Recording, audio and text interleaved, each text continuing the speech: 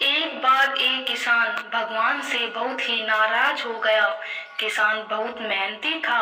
बहुत मेहनत से वह खेतों में अनाज उगाता, उनकी देखभाल करता, पर अक्सर उसकी फसल खराब हो जाती। कभी सूखा पड़ जाता, कभी बाढ़ आ जाती, कभी तेज धूप, कभी आंधी, कोई न कोई कारण बन ही जाता कि उसकी फसल खराब हो जाती। एक दिन वह किसान गुस्से में आसमान की ओर देखकर भगवान से कहने लगा, हे ईश्वर, आपको लोग सर्वज्ञाता मानते हैं कि आप सब जानते हैं। कहते हैं कि आपकी इच्छा के बिना एक पत्ता भी नहीं हिलता, पर मुझे तो लगता है कि आप छोटी सी छोटी बात भी नहीं जानते। आपको तो ये भी नहीं पता कि खेती बाड़ी कैसे करते हैं। अगर आप जानते होते तो हर समय जो बाढ़, आंधी और तूफान आते हैं वो कभी नहीं आते। आप नहीं जानते कि कितना नुकसान उठाना पड़ता है हम किसानों को। यदि आप मेरे हाथ में यह शक्ति दे दे कि जैसा मैं चाहूँ वैसा मैं मौसम कर दूँ, फिर आप देखना मैं अनाज के भंडार लगा दूंगा। भगवान इस किसान के तीखे वाक्य सुनकर मुस्कुरा रहे थे और वह किसान के सामने प्रकट होकर बोले, मैं आज से तुझे यह शक्ति देता हूँ कि तुम अपने खेतों पर तुम्हारी जैसी इच्छा हो तुम वैसा मौसम कर दोगे। मैं बिल्कुल भी दखल नहीं दूंगा, तुम्हारी इच्छा से सब कुछ होगा। किसान बहुत खुश हो गया। किसान ने गेहूं की फसल अपने खेतों में बोई। जब उसे लगा कि खेतों को धूप चाहिए तो खेतों को धूप मिली। जब पानी बरसना चाहिए तभी पानी बरसा। आंधी, तूफान, बाढ़ कुछ भी उसने अपने खेतों पर आने नहीं दिया। किसान के खेत में इस वर्ष ऐसी फसल हुई जैसी कभी नहीं हुई थी।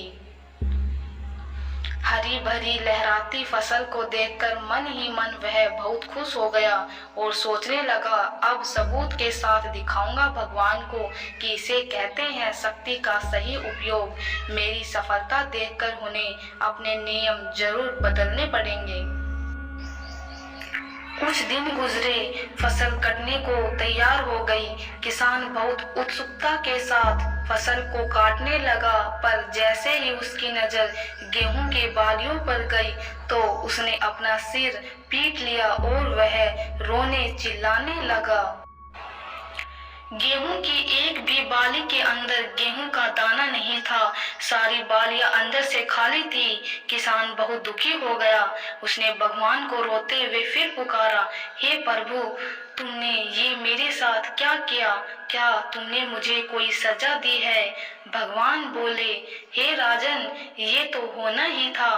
तुमने पौधों को संघर्ष करने का मौका ही कहाँ दिया था। ना तो तुमने उन्हें आंधियों से जूझने दिया, ना तेज बारिश से सहने दिया और ना ही धूप में तपने दिया। एक भी चुनौती का सामना तुमने उन्हें नहीं करने दिया, इसलिए सारे पौधे अंदर से खोखले रह गए। जब आंधी, तूफान, तेज बारिश और धूप पड़ती है तभी ये पौधा अपने अस्तित्व को बचाने के लिए संघर्ष करते हैं और इसी संघर्ष से एक बल पैदा होता है जिसमें शक्ति होती है, ऊर्जा होती है और यही ऊर्जा पूर्ति तेरे गेहूं के दानों की तरह जो नहीं फूटी। तूने उन्हें कठिन परिस्थितियों से गुजरने ही नहीं दिया जहां उनके अस्तित्व का जन्म होता। सारी बालियां इसलिए खाली है, इसमें एक भी गेहूं का दाना इसलिए नहीं है क्योंकि तुमने अपने पौधों को संघर्ष कराया ही नहीं। याद रखिए, स्वर्ण में स्वर्णीय आभा तभी आती है जब वह आग में तपने, गलने और हथौड़े से पीटने जैसे संघर्षों से गुजरता है। कोयले का टुकड़ा हीरा तभी बनता है जब वह उच्च दाब और उच्च ताप की मुश्किल परिस्थितियों से गुजरता है।